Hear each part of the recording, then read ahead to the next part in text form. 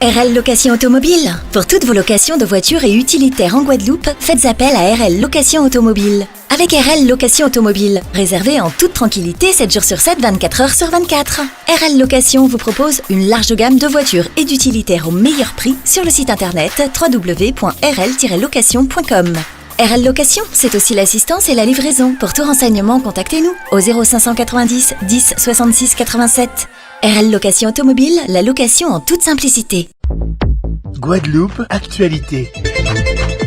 Après les chrétiens, c'est au tour des musulmans de démarrer un mois sacré dans leur foi. En Guadeloupe, le ramadan commence ce soir et se poursuivra demain par le premier jour de jeûne, date à laquelle le croissant lunaire sera visible à l'œil nu dans les Caraïbes.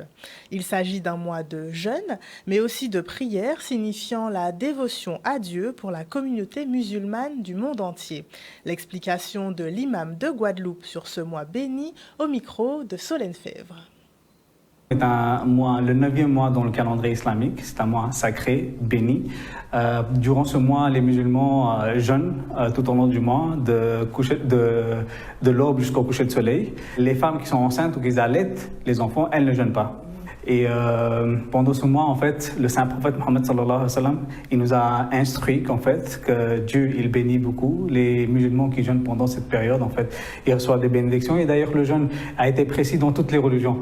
Donc l'islam, dans ce cas-là, il n'a pas apporté quelque chose de nouveau. Beaucoup de musulmans vont essayer de venir à la mosquée pour augmenter dans leur foi, pour faire beaucoup plus d'actes d'adoration, faire plus de charité, être bienveillant vis-à-vis de leurs voisins et ainsi.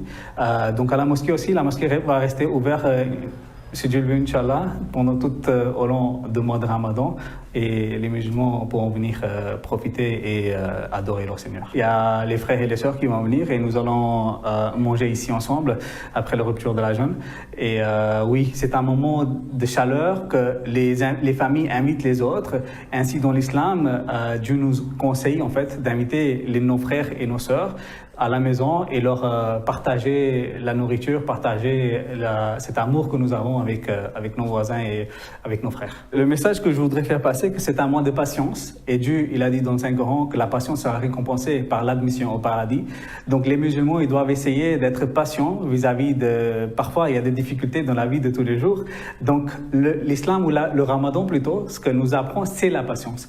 Donc nous devons essayer de pratiquer cette patience dans notre vie de tous les jours. La ville de Capesterre-Belle-Eau poursuit son engagement dans le dispositif Zéro chômeur longue durée. Une nouvelle réunion s'est tenue ce matin entre le maire, son équipe municipale et les acteurs de l'emploi et de l'insertion sur le territoire. Depuis la mise en place du dispositif en janvier 2023, un certain nombre de solutions ont été créées pour lutter durablement contre le chômage. Aujourd'hui, les actions se poursuivent pour permettre aux demandeurs d'emploi d'accéder à leur formation, mais aussi à la création d'entreprises pourvoyeuses d'emploi. Un reportage signé Charlie Dagonia. Alors, le dispositif territoire zéro chômeur longue durée s'adresse à toute personne privée d'emploi volontaire du territoire. Donc, les deux seuls critères d'éligibilité, donc il faut qu'il soit demandeur d'emploi depuis au moins 12 mois, inscrit ou pas à France Travail, et être domicilié sur le territoire de Capesterre-Belle-Eau depuis au moins 6 mois. La ville de Capesterre-Belle-Eau se lance dans l'accompagnement plus performant et plus efficace de toutes celles et ceux qui sont à la recherche d'un emploi sur le territoire avec le dispositif zéro chômeur de longue durée, puisque nous sommes en train de finaliser cette convention qui va nous permettre de mettre en place des formations adaptées sur le territoire qui répondent aux attentes des chefs d'entreprise et qui vont nous permettre aussi la création d'entreprises à but d'emploi, c'est-à-dire pouvoir avoir ce SAS pour pouvoir permettre à chacun d'avoir cette expérience nécessaire pour qu'il puisse être après orienté vers ces secteurs qui sont en tension. Alors l'objectif justement de l'expérimentation, c'est de travailler, de faire consensus et réunir l'ensemble des acteurs de l'insertion, l'emploi, la formation et les acteurs socio-économiques du territoire pour identifier ensemble les solutions pour lutter contre le chômage. Il y a déjà effectivement des acteurs socio-économiques économiques présents déjà sur le territoire, mais l'objectif c'est de vraiment travailler avec eux à des solutions emploi pour ces personnes de façon restreinte, ce qui se permet de se faire au sein du comité local pour l'emploi et des différentes commissions thématiques. Et l'objectif in fine aussi de l'expérimentation territoire zéro chômeur longue durée, c'est grâce à l'identification des activités utiles manquantes du territoire, créer ce qu'on appelle des entreprises à but d'emploi qui développent des activités utiles au territoire, complémentaires et non concurrentes aux actions actuellement réalisées sur le territoire. Nous avons autour de la table donc Pôle emploi, le conseil départemental, un certain nombre donc de privés avec le président donc de l'association donc des restaurateurs de Guadeloupe, des chefs d'entreprise dans le BTP, dans la silver economy. C'est-à-dire que nous avons travaillé à pouvoir faire un diagnostic sur Capesterre-Belle-Eau, identifier les besoins, que ce soit aussi, on n'en a même pas parlé sur l'économie verte, l'économie bleue, puisqu'aujourd'hui nous avons aussi besoin donc de marins pêcheurs. Voilà de nombreux métiers pour lesquels il manque de la main-d'œuvre et dans ce sens, nous allons donc orienter tous les capestériens qui souhaitent être orientés donc vers ceci avec une formation à la clé, mais surtout des emplois qui seront balisés pour qu'ils sachent que je commence une formation parce qu'au bout, je serai employé. Alors non, il est en action tout de suite, il est déjà en action donc depuis 2023 puisqu'on a débuté les travaux depuis janvier 2023. Le territoire de Capesterre-Belle-Eau est reconnu projet émergent de territoire zéro chômeur longue durée à l'échelle nationale. Donc le maire a souhaité engager la ville, donc on travaille avec les équipes projet depuis maintenant 1 an. Il est donc efficient donc dès maintenant. Là on est dans une phase sur le territoire de Capesterre-Belle-Eau donc de dépôt de la candidature auprès du fonds d'expérimentation pour obtenir l'habilitation du territoire. Après un accident, une maladie ou une opération chirurgicale, le retour à la normale nécessite souvent un temps de réadaptation pour rétablir l'usage d'une fonction ou d'un membre. Cette spécialité que l'on appelle la rééducation était à l'honneur ce week-end à Palais-Royal aux Abîmes. Ce samedi 9 mars, le pôle rééducation du CHU a ouvert ses portes au public afin de faire découvrir le service et les méthodes utilisées, mais aussi de sensibiliser à son importance pour les patients. Vianney Valverde.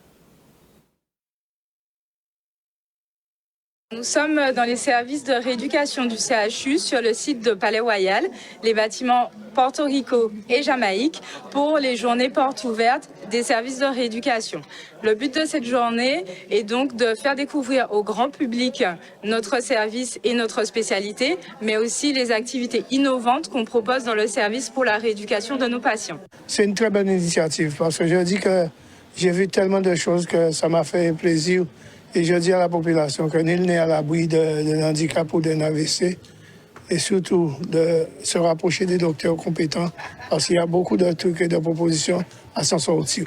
Je vous dis, rapprochez-vous du pôle qui s'en occupe du CH. Nous avons décidé de faire cette journée tout simplement parce que le grand public ne connaît pas ce que c'est la médecine physique et de réadaptation.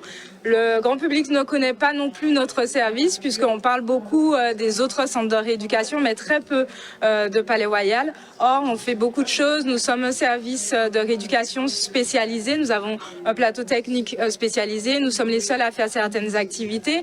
Notamment, nous sommes les référents en neuro-orthopédie, la neuro-urologie et puis également sur les Covid longs. Donc, c'était vraiment pour faire découvrir au grand public tout ce qu'on propose et aussi qu'ils se rendent compte qu'au CHU, on fait des choses de pointe. Nous sommes ici depuis 2018, d'accord ? Auparavant, nous étions à Ricoux, au CHU, et nous avons déménagé en 2018. Juste une petite historique pour comprendre. Quand nous avons démarré à Ricoux, nous avions 24 lits.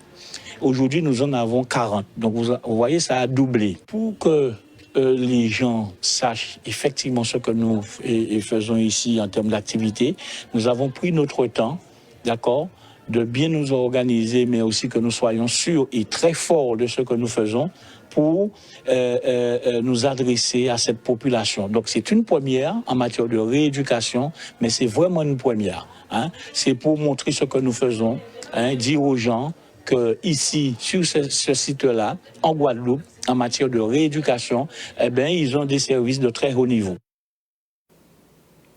Noir, Canada ou d'Angola, les pois se consomment toute l'année et sont une source inestimable en fibres et en protéines.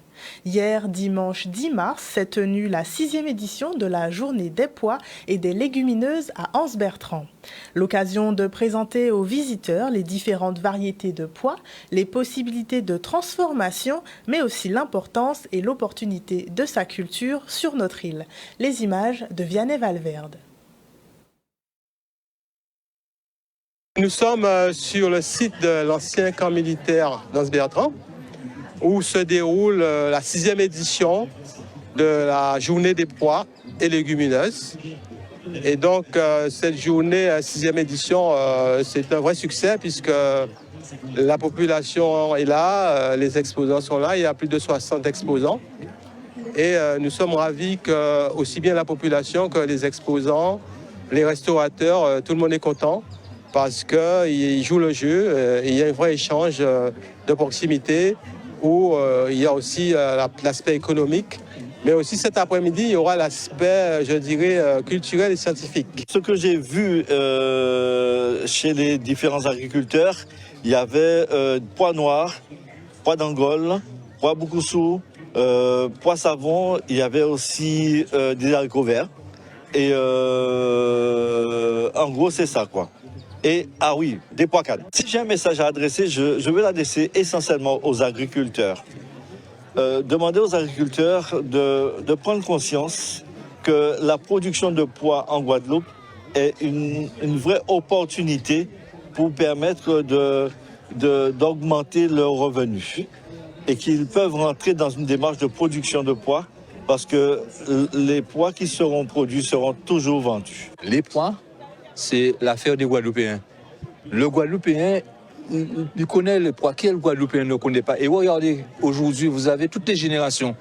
Et c'est ce qui est formidable. On a même des enfants qui sont venus accompagnés de leurs parents parce que ça intéresse tout le monde, ça concerne tout le monde. Qui n'a pas eu ou qui n'a pas un pied de pois chez lui? Vous n'allez pas trouver un pied de fruits à pain aussi facilement que vous allez trouver un pied de pois. Une barrière, c'était fait avec des pieds de pois. Partout. Et donc, c'est vraiment la Guadeloupe, c'est de l'âme guadeloupéenne. On est à la 6e édition et encore plus de monde. L'an dernier, on a eu 3000 visiteurs. Cette année, je ne sais pas, depuis ce matin, les gens viennent et on les appelle à continuer à venir à Anse-Bertrand. Il y a le Guadeloupéen. Et autour de ce Guadeloupéen, vous avez aussi des visiteurs, des touristes qui sont venus pour voir cette richesse et se dire, après tout, c'est intéressant. Ça sera demain un excellent produit d'exportation. Mais d'abord, structurons ce produit pour satisfaire la production locale pour qu'on puisse avoir cette autonomie, cette autosuffisance agricole, alimentaire, pardon, qu'on recherche sur le territoire de la Guadeloupe. J'ai acheté des produits du terroir. En fait, il s'agit d'un repas à base de pois, parce que c'est la journée des pois. Et comme cela m'a mis l'eau à la bouche avant même de l'avoir mangé, donc je me suis dit, il faut absolument que je l'achète.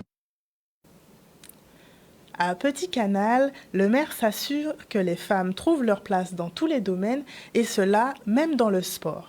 Ce samedi 9 mars, une conférence débat sur la place de la femme dans le sport a été organisée avec l'association Canal Nautique. Les prises de parole se sont enchaînées pour dresser un état des lieux dans l'archipel et particulièrement dans la ville de Petit Canal. Reportage. Nous avons voulu, nous aussi, au sein de Canal Nautique, mettre aussi notre pointe sur cette petite journée en créant cette manifestation qui sera une conférence débat sur la femme et le sport en Guadeloupe, et la place de la femme sur le territoire guadeloupéen, puisqu'on sait qu'on a eu beaucoup d'athlètes, beaucoup, et puis depuis quelque temps, on n'entend plus parler de nos athlètes. On sait qu'il y a une souffrance dans le sport, sur beaucoup de problèmes que peut-être cet après-midi que les intervenants vont soulever. Donc on a voulu mettre en valeur le sport au féminin pour la journée du 8 mars. Les femmes en Guadeloupe, elles exercent beaucoup d'activités sportives. Il y a celles qui sont professionnelles, il y a celles qui le font pour le plaisir. Et sur le plaisir, je me rends compte que beaucoup de femmes marchent, beaucoup plus. Et d'ailleurs, après la Covid-19, on se rend compte qu'il y a beaucoup de groupes de femmes, des marcheuses, et puis aussi nos sportives qui sont très émérites et dont nous pouvons être fiers parce qu'effectivement, elles font briller la Guadeloupe sur le plan national. Alors nous avons des intervenants que l'on connaît en Guadeloupe. Nous avons du beau monde. Nous avons par exemple, pour ne citer que Monsieur Méfond, nous avons Madame Ginette Grotte. Ce sont des gens qui sont capables de nous parler du rôle des femmes dans le sport en Guadeloupe.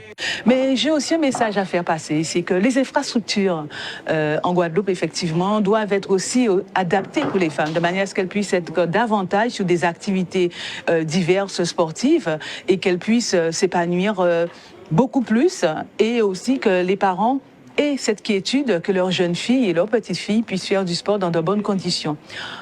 Et j'ai aussi un petit coup de cœur en ce qui concerne le Tour féminin cycliste en Guadeloupe. C'est vrai que ce n'est pas l'autocycliste masculin, mais avoir beaucoup plus de personnes sur les routes, faire en sorte que ce sport, cette activité sportive qui concerne nos jeunes filles, puisse être un petit peu davantage regardée et prisée aussi par le public guadeloupéen, dont je connais la ferveur quand il s'agit du tour cycliste féminin, masculin. Comme hier était la journée des droits de la femme, nous allons demander à toutes les femmes, ne perdez pas courage, ne perdez pas espoir. Nous allons arriver à faire valoir les droits qui nous sont dus.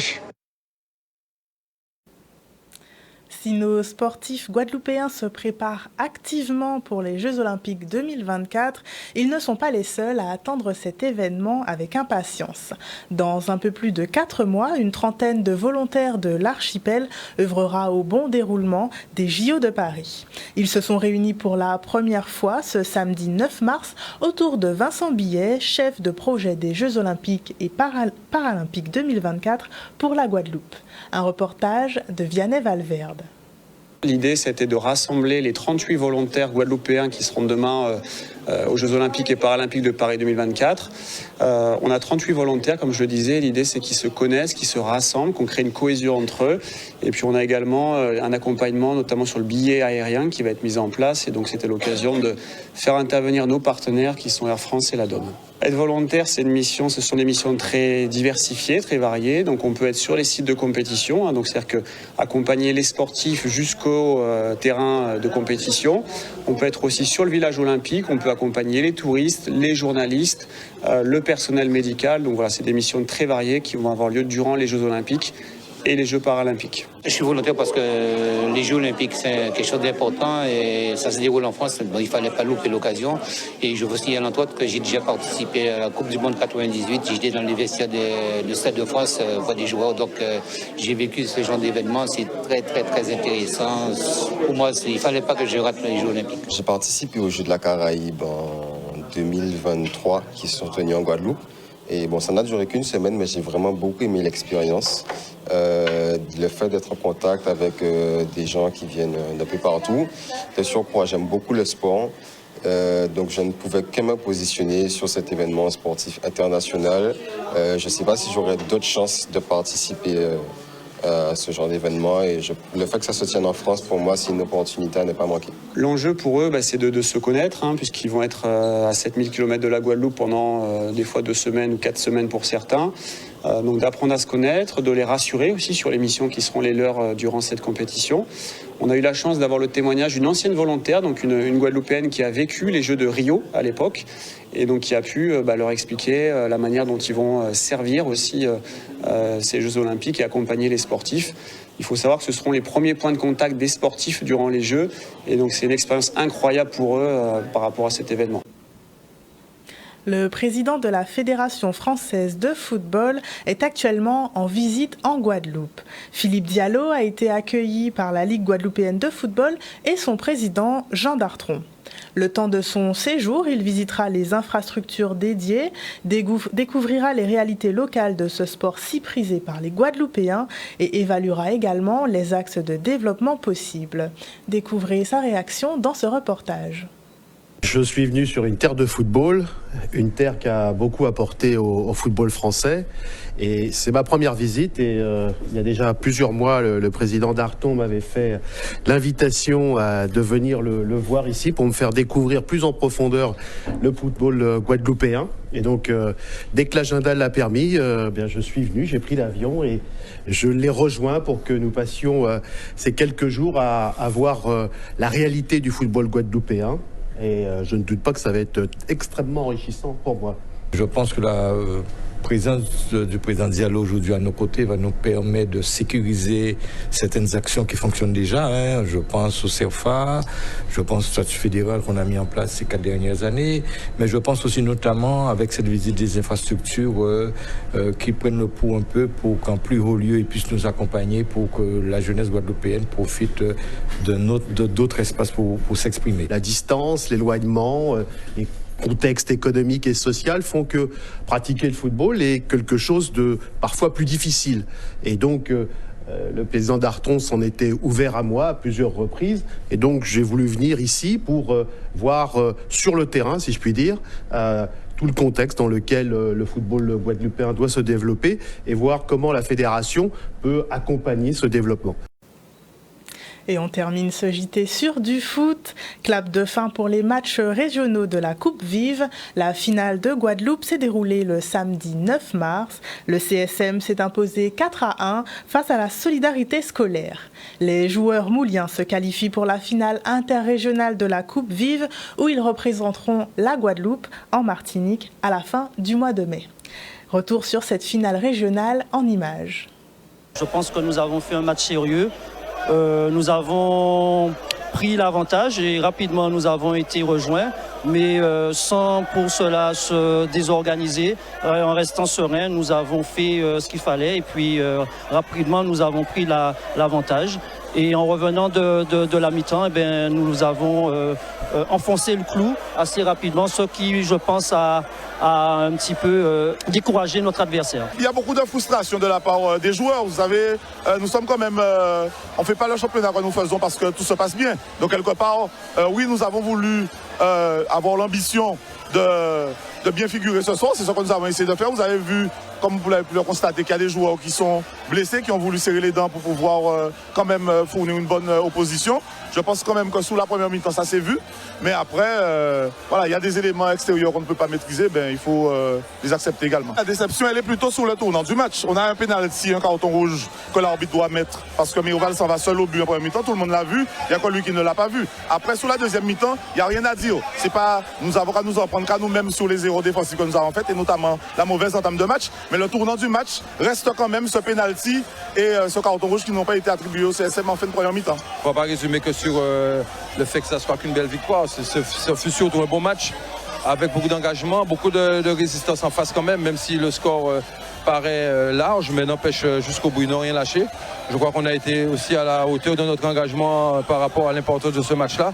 On voulait vraiment encore vivre cette expérience taille dans la Martinique et pourquoi pas bien représenter la Guadeloupe une nouvelle fois.